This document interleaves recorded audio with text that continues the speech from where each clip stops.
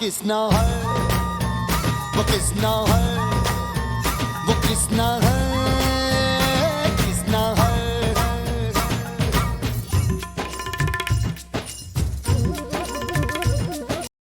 हाँ जी मित्रों, hello hello hello hello, what's up, कैसे हैं आप सब? क्या मेरी ऑडियो वीडियो ऑल गुड है? जल्दी से बता दीजिए, जल्दी से बता दीजिए क्या ऑडियो वीडियो प्रॉपर है। फटाफट वीडियो को लाइक करके अपनी अटेंडेंस लगा दीजिए, ताकि हम आज की जो सेशन है, आज का जो सेशन है, तुम्हारे साथ रह रहे कि मेरी भी हिंदी खराब हो गई है, ठीक है। आज का जो हमारा सेशन है हम एकदम बढ़िया तरीके से शुरू कर सके। Radhe Radhe Radhe Radhe Radhe, happy Janmashtami to all of you. I hope Bhagwan Shri Krishna अपना प्यार, अपना आशीर्वाद हम सब पे बरसाएं और हम एकदम बढ़िया तरीके से आने वाले नवंबर 23 एग्जाम्स क्लियर कर जाएं। Hare Krishna. Yes sir, all good sir. So स्वागत करते हैं आप सभी का, आप सभी प्यारे प्यारे बच्चों का, आप सभी इंटर स्टार्स का, to this live revision session of essay 320, that is materiality in planning and performing an audit। क्या हम सबको पता है essay 320 materiality कैसे है? हाँ सर, हम सबको पता है। ये essay 320 नहीं, ये essay 32 ही है। आहा, ये essay 32 ही है, यानी हम अपनी 32 से क्या चबाते हैं सर? फूड का मटेरियल चबाते हैं। हम फूड मटेरियल चबाते, तो जब भी मटेरियलिटी की बात होगी तो essay 320 आएगा, that is essay 320 materiality in planning and performing an audit। Sir सबसे पहले तो एक बात बताओ, हमारे जो फाइनेंशियल स्टेटमेंट्स हैं वो कैसा व्यू दे? वो ट्रू एंड फेयर व्यू देके चलने चाहिए about the performance and state of affairs. Performance का मतलब क्या था? पीएनएल। स्टेट ऑफ अफेयर्स का क्या मतलब होता है? Balance sheet. ठीक है सर।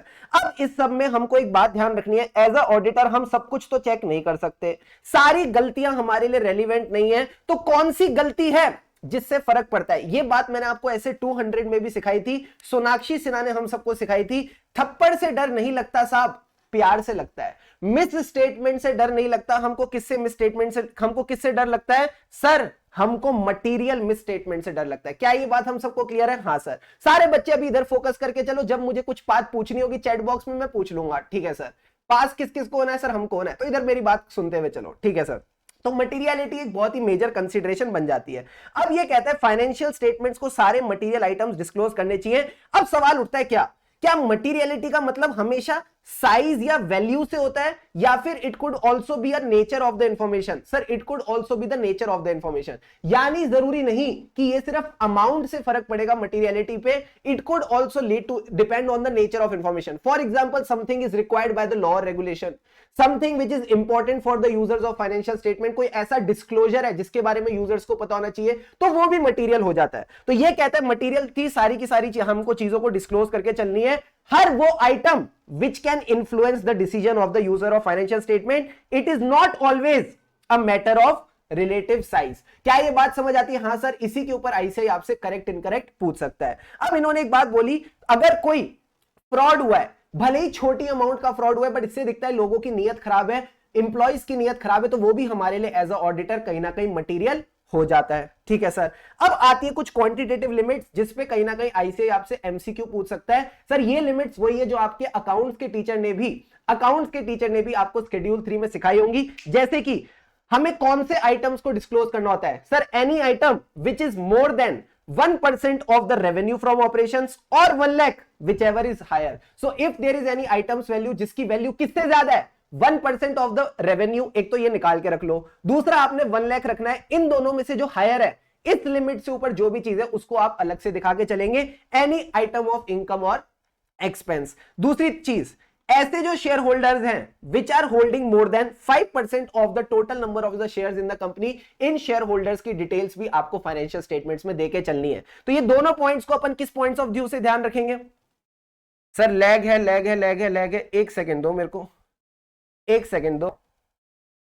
तो मित्रों मैं आपको क्या बता रहा था सर? मैंने आपको बस दो छोटी बातें अभी बताई। क्या ये मॉनेटरी लिमिट्स वाली चीजें आपने ध्यान रखनी है, इस पे एमसीक्यू आ सकता है। क्या ये बात समझ आती है? हाँ सर ये समझ आती है। अब एक बात बताओ सर, जो मटेरियलिटी है इसको लेके हमारे पास दो एसेस का रेफरेंस है, essay 320 और essay 450। जो आपका आईसीआई का स्टडी मटेरियल है वो इसकी डिस्कशन तो डिटेल में करता है, बट इसकी नहीं करता। तो essay 450 में बस आपने इतनी सी बात ध्यान रखनी है कि अगर कल को जाके कोई मिस स्टेटमेंट मिल गई तो ये चेक करने के लिए कि वो मटेरियल मिसस्टेटमेंट है कि नहीं, इसके बारे में सारा ज्ञान ऐसे 450 देके चलेगा। क्या ये बात समझ आती है? हाँ सर। अब आ जाओ मोटे मोटे क्वेश्चंस करना स्टार्ट करते हैं। सबसे पहला क्वेश्चन जो ऐसे ही आपको दे देगा, financial reporting frameworks often discuss the concept of materiality in context of preparation and presentation of financial statements comment। तो इस पे आप आंसर क्या लिख के आओगे? तो सर सबसे पहले तो मटेरियलिटी का मतलब लिखेंगे, वो इंफॉर्मेशन मटेरियल है, कम ऑन, वो मिसस्टेटमेंट्स मटेरियल है if they are expected to influence the economic decisions of the users taken on the basis of financial statement. क्या ये बात समझ आती है? हाँ सर, ये बात तो हमको समझ आ गई कि हम अपनी मिसस्टेटमेंट को मटेरियल कब बोलेंगे। अब सर एक बात बताओ, ये जो मटेरियलिटी वाली चीज है, ये मिसस्टेटमेंट मटेरियल क्यों है? सर ये दो चीजों की वजह से मटेरियल हो सकती है, एक तो साइज, एक नेचर। कम ऑन, ये जो मटेरियल मिसस्टेटमेंट है, ये मटेरियल कब होगी? सर दो चीजों की वजह से मटेरियल होगी, साइज, नेचर और बोथ। एंड तीसरा, हम ये मटेरियलिटी की जजमेंट बनाते कैसे हैं? हाउ? तो पहला हो गया मीनिंग, दूसरा हो गया why are they material? Because of their nature, because of their size और बोथ रीजंस। क्या ये बात समझ आई? हाँ सर ये बात समझ आ गई। तीसरा आप बताओ, how are you considering a information to be material? Sir वो इंफॉर्मेशन मटेरियल है जो कॉमन फाइनेंशियल इंफॉर्मेशन नीड्स को अफेक्ट करती है। किसको अफेक्ट कर रही है? Common financial information needs. तो उनके बेसिस पे हम उसको मटेरियल बनाते हैं। तो पहले मीनिंग बताओ, मटेरियल मिसस्टेटमेंट क्या होती है? क्या ये बात समझ आई? हाँ सर। अब वो मिसस्टेटमेंट मटेरियल क्यों है? क्योंकि उसकी नेचर वैसी है, उसका साइज वैसा है, या दोनों रीजंस की वजह से। एंड तीसरा, किनको ध्यान में रख के, how are you determining that it is material? Sir we are considering the common financial information needs. बोलो मेरे साथ, we are considering the common financial information needs. क्या ये तीनों पॉइंट्स क्लियर है? जल्दी से सारे बच्चे डन डना डन डन अभी के अभी चैट बॉक्स में DDD, are these 3 points clear? क्या तीनों की तीनों बातें दिमाग में गई? फटाफट बताओ, क्या 3 नंबर जेब में आए या नहीं आए? फिर अपन आगे बढ़ते हैं, फटाफट बताओ। क्लियर है boss? Meaning, why, how, meaning, why, how, meaning, why, how, इसी से आपका काम बन जाओ। डन डनाडन डन सर। अब सर एक बात बताओ, एज अ ऑडिटर मेरी क्या क्या अजम्पशंस होती है? आरटीपी में 21 में आईसीआई ने पूछा था, जिसके बेसिस पे मैं मटेरियलिटी निकालता हूं। तो मैं क्या अज्यूम करके चल रहा हूं मटेरियलिटी को कंसीडर करते वक्त? सबसे पहले मैं ये मान के चल रहा हूं, जो मेरा यूजर ऑफ फाइनेंशियल स्टेटमेंट है, जो बंदा फाइनेंशियल स्टेटमेंट्स को रीड कर रहा है, जो बंदा फाइनेंशियल स्टेटमेंट्स के बेसिस पे डिसीजन ले रहा है, उसको मेरा बिजनेस का नॉलेज है। जिस एंटिटी का मैं ऑडिट कर रहा हूं उसको उस बिजनेस की नॉलेज है। So he has the knowledge of the business and economic activities of the entity. क्या ये बात समझ आती है? हाँ सर। अब उस बिजनेस का जो फाइनेंशियल स्टेटमेंट है, उसको पता है ये फाइनेंशियल स्टेटमेंट्स मटेरियलिटी के हिसाब से बने हैं। क्या ये बात समझ आती है? हाँ सर। प्लस उसको ये भी पता है कि फाइनेंशियल स्टेटमेंट्स में सर क्या है? फाइनेंशियल स्टेटमेंट्स में दो चीजें हैं, मटेरियलिटी और अनसर्टेनिटी। दो बहनें कौन सी थी जिसकी वजह से फाइनेंशियल स्टेटमेंट की बैंड बचती है? सर एक तो मटेरियलिटी के बेसिस पे बने हैं, दूसरा फाइनेंशियल स्टेटमेंट्स में अनसर्टेनिटी है। ठीक है सर। एंड लास्ट में पूरे फाइनेंशियल स्टेटमेंट्स को देख के सामने वाला यूजर इकोनॉमिक डिसीजन लेगा। सर इकोनॉमिक डिसीजन नहीं, रीजनेबल इकोनॉमिक डिसीजन लेगा। कम ऑन, क्या ये बात समझ आई? कैसे डिसीजन लेगा? रीजनेबल इकोनॉमिक डिसीजन लेगा, यानी उसके डिसीजन सोच समझ के लिए जाएंगे। क्या ये चारों बातें क्लियर है? हाँ सर। पहला उसको धंधे की समझ है, दूसरा उसको फाइनेंशियल स्टेटमेंट की समझ है। फाइनेंशियल स्टेटमेंट की दो बहनें कौन सी थी? Materiality, uncertainty. Come on, materiality, uncertainty, यानी फाइनेंशियल स्टेटमेंट्स की प्रिपरेशन और ऑडिट मटेरियलिटी के हिसाब से हुआ है। फाइनेंशियल स्टेटमेंट्स में जजमेंट इन्वॉल्व है, तो कहीं ना कहीं अनसर्टेनिटी है। And at the end of the day इन सब चीजों को ध्यान में रखते हुए ही और she will take reasonable economic decision. Very good Bhavya, very good Deepak, very good Ankita, यहां 4 नंबर पूरे हो गए। अब क्लियर है बॉस? अब आ जाओ सर, बात करते हैं परफॉर्मेंस मटेरियलिटी की। अब परफॉर्मेंस मटेरियलिटी का कॉन्सेप्ट तो सर बड़ा सिंपल था। हमने मटेरियलिटी रखी 50 करोड़ की। ओ, यानी 50 करोड़ के ऊपर जितनी चीजें होंगी हम इनको चेक करके चलेंगे, और जितनी चीजें इसके नीचे हैं इनको इग्नोर करके चलेंगे। Very good. अब हमको किससे फर्क पड़ता है? मटेरियल मिसस्टेटमेंट से फर्क पड़ता है। ठीक है सर। अब सोचो एक बात, यहां पे एक मिसस्टेटमेंट थी जो कि कितने की थी? 30 करोड़ की। यहां पे एक मिसस्टेटमेंट थी जो 20 करोड़ की थी। यहां एक 10 करोड़ की थी। जैसे ही इनको ऐड किया, ये कितनी हो गई? सर 60 करोड़। ये किसके ऊपर चली गई? मटेरियलिटी के ऊपर। सारे बच्चे बताओ, जुगाड़ के मटेरियलिटी को क्या बोलेंगे? अब हमको मटेरियलिटी को नीचे लेके आना है, तो इस वाली मटेरियलिटी को नीचे लेके आऊं ऑप्शन नंबर 1 या ऑप्शन नंबर 2, यहां पे कोई जुगाड़ लगाया जाए, यहां पे कोई जुगाड़ लगाया जाए, इस दिक्कत को ठीक करने के लिए जुगाड़ लगाया जाए, जल्दी से चैट बॉक्स में बता दो। वसंता ने सबसे पहले बताया, बाकी बच्चे भी पता नहीं क्या कर रहे हैं। क्या किया जाए, इसे छोड़ दिया जाए या कुछ जुगाड़ किया जाए? दिल्ली वाला जुगाड़ बताओ सारे बच्चे। सर जुगाड़ करेंगे हम, यहां पे एक मटीरियलिटी को लेके आते हैं जो कि 10 करोड़ की हमने सेट कर ली, उसका नाम देते हैं क्या? Performance materiality.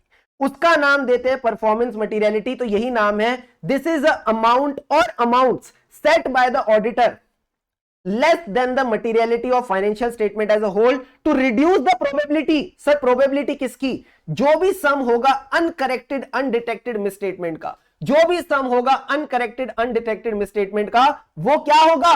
सर वो मटीरियलिटी को क्रॉस कर जाएगा, वो मटीरियलिटी को क्रॉस कर जाएगा। सो दिस इज नथिंग, सारे बच्चे एक बार ये डेफिनेशन मेरे साथ बोलेंगे, अमाउंट और amounts set by the auditor at less than the materiality for financial statement as a whole. Sir to reduce the risk, कहीं ना कहीं हम रिड्यूस कर रहे हैं रिस्क को, प्रोबेबिलिटी को, कि aggregate of uncorrected undetected misstatement can exceed the materiality of financial statement as a whole. क्या ये बात समझ आई? हाँ सर हमको ये बात समझ आई। अच्छा एक बात और बताओ, क्या कई बार ऐसा होता है कि किसी बैलेंस शीट आइटम या पीएनएल आइटम के लिए मैं लोअर मटीरियलिटी निकाल लूं? हाँ सर ऐसा हो सकता है। तो क्या जब मटीरियलिटी नीचे जाएगी, जब मटीरियलिटी नीचे जाएगी तो परफॉर्मेंस मटीरियलिटी भी नीचे जाएगी? द आंसर इज यस, ऐसा हो सकता है। So this we have already discussed in the class. And last topic of materiality is benchmark. Sir benchmark क्या है? आपने कभी सोचा मटीरियलिटी निकलती कैसे? हमारी क्लास की शुरुआत ही यहीं से हुई थी। हमने क्या किया था सर, रिलायंस के फाइनेंशियल स्टेटमेंट्स का रेवेन्यू उठा लिया था, उस रेवेन्यू पे 5% मल्टीप्लाई करके हमने बोला था कि जो भी रेवेन्यू है ये 5% ऊपर नीचे चल जाएगा, 5% ऊपर नीचे चल जाएगा, यानी अगर 5% से ज्यादा का डिफरेंस आ गया तो ये हमारे लिए मटेरियल हो जाएगा, ये हमारे डिसीजन को अफेक्ट कर जाएगा। तो रेवेन्यू क्या है सर? रेवेन्यू बेंचमार्क है। रेवेन्यू क्या है? रेवेन्यू बेंचमार्क है। तो ये कह रहा है कि आपने एक बेंचमार्क चुनना है जो कि आपकी प्रोफेशनल जजमेंट के ऊपर बेस्ड होगा। उस बेंचमार्क पे क्या करोगे? एक परसेंटेज अप्लाई करोगे। A percentage is often applied to the benchmark as a starting point of determining the materiality. अब एक बात सोच के बताओ, अब एक बात सोच के बताओ, ये जो बेंचमार्क है, ये जो बेंचमार्क है, ये हमने निकाला कैसे था? सारे के सारे बच्चे जल्दी से बताओ, ये पांचों के पांचों पॉइंट्स कैसे याद आएंगे एग्जाम हॉल में? रिलायंस के फाइनेंशियल स्टेटमेंट्स, रिलायंस के फाइनेंशियल स्टेटमेंट्स, यानी हमको किसका बेंचमार्क निकालना है सर? रिलायंस के फाइनेंशियल स्टेटमेंट का, जो पूरा हमारा एग्जांपल था। रिलायंस के फाइनेंशियल स्टेटमेंट मतलब elements of the financial statement. उसमें हमारा फोकस किस पे रहता है? Items on which the users attention is tend to be focused upon. मैंने कहा वेरी गुड। फोकस किस पे रहता है? मोटा भाई। मोटा भाई क्या है? ओनर है। तो ownership structure of the entity and the way it is financed. अब मोटा भाई की लाइफ साइकिल की दिक्कत आ गई थी, मोटा भाई बीमार पड़ गए, तो शेयर में क्या आ गई? वोलेटिलिटी। शेयर में क्या आ गई? वोलेटिलिटी। तो अगले पॉइंट्स क्या थे sir? Nature of the entity, where the entity is in its life cycle, and last point was volatility of the benchmark. क्या यहां तक सारे पॉइंट्स क्लियर है? हां सर, सारे के सारे पॉइंट्स डन डनाडन डन। अब ऐसे आपसे एमसीक्यू में क्या पूछता है? What can be the different types of benchmark? मैं कहता हूं पीएनएल का आइटम भी हो सकता है, बैलेंस शीट का आइटम भी। कम ऑन, पीएनएल का आइटम भी हो सकता है, बैलेंस शीट का आइटम भी। यानी आप इसमें इनकम्स उठा लो, प्रॉफिट बिफोर टैक्स या टोटल रेवेन्यू। अच्छा एक बात बताओ, प्रॉफिट बिफोर टैक्स और टोटल रेवेन्यू में क्या फर्क है? मतलब फाइनेंशियल मैनेजमेंट वाइज नहीं पूछ रहा, क्यों हम टोटल रेवेन्यू लेंगे, क्यों प्रॉफिट बिफोर टैक्स? अगर तो ये प्रॉफिट मेकिंग एंटिटी है तो प्रॉफिट बिफोर टैक्स, अगर ये लॉस मेकिंग एंटिटी है जैसे कि स्टार्टअप्स, ठीक है, जैसे कि स्टार्टअप्स, ये सीए फाइनल लेवल पे पूछते हैं बट फिर भी इंटर में भी पूछ सकते हैं, जैसे कि स्टार्टअप्स, तो क्या उठाएंगे? टोटल रेवेन्यू उठाएंगे। इसी तरह आप ग्रॉस प्रॉफिट भी उठा सकते हो और टोटल एक्सपेंसेस भी उठा सकते हो। टोटल एक्सपेंस कब उठाएंगे? जब ये गवर्नमेंट एंटिटी है, क्योंकि गवर्नमेंट का काम क्या है? पब्लिक से पैसे लेना और खर्चे करना, तो उनके खर्चों के बेसिस पे चीजों का मटेरियलिटी आती है। एंड लास्ट पॉइंट इज जो जनरली हम भूल जाते हैं, हम टोटल इक्विटी और नेट एसेट वैल्यू के बेसिस भी कर सकते हैं। तो इस पॉइंट को भी ध्यान रखना, यहां पे जनरली बच्चे कंफ्यूज हो जाते हैं, क्या सर ये भी बेंचमार्क हो सकता है? हाँ ये भी बेंचमार्क हो सकता है। इसी के साथ आपने बात याद रखनी है, चोजन बेंचमार्क कहां से लेंगे? हमको रेवेन्यू फिगर कौन सी उठानी है? तो ये कहता है पिछले साल की उठा लो, ठीक है, आप पिछले साल की रेवेन्यू फिगर उठा लो, या फिर आप क्या कर लो, अभी तक जितना रेवेन्यू कंपनी ने कमाया उतना उठा लो, टिल डेट रेवेन्यू, और तीसरा आप कर सकते हो जो आपका बजटेड रेवेन्यू है उसको उठा सकते हो। तो prior period, period till date और जो आपका बजटेड है, इन तीनों में से कुछ भी उठा सकते हो। तो इसमें कुछ रट्टा लगाने की जरूरत नहीं, लॉजिकल पॉइंट्स हैं। And last point is revision in materiality. सारे बच्चे सबसे पहले मुझे बताओ, सारे बच्चे सबसे पहले मुझे बताओ, प्लानिंग कब रिवाइज होती है? सर हम तो मैकडॉनल्ड्स में आए थे, आपने हल्दीराम का सवाल पूछ लिया, तो तुमको क्या लगा सब ऐसे मजे मजे में चलेगा? थोड़ा तो मुझे स्पाइस अप करने दो ना गेम को। प्लानिंग को कब चेंज करते हैं, सोच के बताओ। प्लानिंग में चेंज कब आता है? जल्दी से तीनों पॉइंट बताओ। प्लानिंग वाले कल ही पढ़ा है हमने, कल ही रिवाइज किया, 15 मिनट हुए अभी तो वीडियो को खत्म हुए हो ही जाएगी। अब 15-20 मिनट की मैक्सिमम रिवीजन होती है मटीरियलिटी की। जल्दी से बताओ प्लानिंग को रिवाइज कब करते हैं? 1 मिनट दे रहा हूं, सोच के बताओ। बड़ा सिंपल क्वेश्चन पूछा है, फटाफट बताना है। देखते कौन कौन बच्चा पढ़ रहा है। मजे ले लिया, जल्दी से बताओ कब हम अपना प्लान रिवाइज करेंगे? अनएक्सपेक्टेड इवेंट, पता है ये दिमाग में कैसे आया होगा? कोरोना, यानी कोरोना आया, अनएक्सपेक्टेड इवेंट हुआ, हालात बदल गए, changes in the circumstances. Very good Kashish, very good Ankita. And तीसरा क्या था सर? तीसरा था ऑडिट एविडेंस ऑब्टेन, कि रिस्क असेसमेंट बढ़ गई, उसके बाद हमें अपनी ऑडिट स्ट्रेटेजी और प्लानिंग बदलनी पड़ गई। तो यही 3 चीजें हमको ध्यान रखनी थी। तो मैंने कहा इन्हीं तीन चीजों से आप ये तीनों पॉइंट्स बनाएंगे। इन्हीं 3 चीजों से आपने तीनों पॉइंट्स बनाने हैं। सर क्या? सबसे पहले हमारा उसमें क्या था? कोरोना आ गया, अनएक्सपेक्टेड इवेंट। तो जैसे ही अनएक्सपेक्टेड इवेंट हुआ, नई नई इंफॉर्मेशन मिली। जल्दी से बोलो मेरे साथ, जैसे ही अनएक्सपेक्टेड इवेंट हुआ, नई नई इंफॉर्मेशन मिली। चेंजेस इन कंडीशंस का क्या बना दिया? Changes in the circumstances. And last point is auditor की एविडेंस मिलते ही, जैसे ही ऑडिटर को एविडेंस मिला कि रिस्क ऑफ मटेरियल मिसस्टेटमेंट ज्यादा है, तो क्या चेंज हुई? सर ऑडिटर की अंडरस्टैंडिंग चेंज हुई, changes in the auditors understanding. तो मटेरियलिटी वाले पॉइंट टाइम पे आपने बस ये 3 बातें ध्यान रखनी है, इनको इंटर रिलेट करके चलोगे तो अलग से याद नहीं करना पड़ेगा। सबसे पहले बताओ सर, कोरोना आया तो अनएक्सपेक्टेड इवेंट, न्यू इंफॉर्मेशन मिली। चेंजेस इन द कंडीशन का क्या बनाया? Changes in the circumstances. And तीसरा पार्ट क्या था सर? तीसरा पार्ट था जो ऑडिटर की अंडरस्टैंडिंग थी वो चेंज हो गई on the basis of audit evidence obtain. Clear है बॉस? क्लियर है सर। दूसरी चीज मैंने आपको जब बताई थी, जब भी हम ऑडिट स्टार्ट करते हैं तो मटेरियलिटी किसके बेसिस पे निकालते हैं? Draft financial statements. But actual financial statements अलग हो सकते हैं। हाँ सर, तो एक्चुअल फाइनेंशियल स्टेटमेंट्स अगर अलग होंगे तो मटेरियलिटी चेंज होगी। अच्छा, अगर मटेरियलिटी नीचे जाएगी तो क्या परफॉर्मेंस मटेरियलिटी भी नीचे जाएगी? The answer is yes. तो इन्होंने यही बात बोली, if you are determining a lower materiality for financial statement as a whole, तो फिर आपको परफॉर्मेंस मटेरियलिटी भी नीचे लानी पड़ेगी। तो मैं आपको बस इतना बताना चाहता हूं, आप बहुत अच्छे हो, ठीक है? आप बहुत अच्छे हो, आप बहुत ही प्यारे बच्चे हो, क्योंकि आप मेरे बच्चे हो, ठीक है? मेरे मतलब मेरे स्टूडेंट हो, राइट? एंड मैं बस आपको इतना कहना चाहूंगा, इसी तरह मन लगा के पढ़ते रहो, क्योंकि अब वक्त ज्यादा है नहीं सर। किस सेंस में? एग्जाम्स आने वाले हैं, राइट? तो अब कहीं ना कहीं एग्जाम्स आने वाले हैं, प्लीज मन लगा के पढ़ो, ठीक है? बिकॉज मेरे सीनियर्स हमेशा कहा करते थे कि अभी तक कितना भी पढ़ाओ उससे फर्क नहीं पड़ता, ठीक है? आज की डेट में जो अपने घोड़े दौड़ा लेगा वो रेस जीत जाएगा, ठीक है? सो लास्ट हमारे पास 1.5 मंथ्स रह गया है। Just give your best, just give your 100%, 200% झोंक दो अपने आप को और क्लियर करो यार। सीए फाइनल में मिलते हैं आपके साथ, धूम मचा देंगे फाइनल में, चार्टर्ड अकाउंटेंट बन जाएंगे। बट उसके लिए ना आपको ये इंटर वाला एग्जाम क्लियर करना पड़ेगा। करोगे? करेंगे सर। तो that's all for right now, अभी के लिए इतना ही। A very very happy Janmashtami to all of you. यूं ही कृष्ण कन्हैया की तरह खुशी खुशी जॉयफुल तरीके से, नटखट तरीके से बदमाशी कर करके पढ़ते रहो, आगे बढ़ते रहो और फिर मंजिल मिल जाएगी, ठीक है? सो यूं ही खुशी से पढ़ेंगे तभी आगे बढ़ेंगे। अभी तक जिस बदमाश ने वीडियो को लाइक नहीं किया तो जल्दी से वीडियो को लाइक कर दो और चैनल सब्सक्राइब नहीं किया तो उसको सब्सक्राइब कर दो। मिलते हैं आपसे नई वीडियोस में, ठीक है? Till then take care, have an awesome day ahead. हमें राही ऑडिट के फिर मिलेंगे, चलते चलते एंजॉय करो।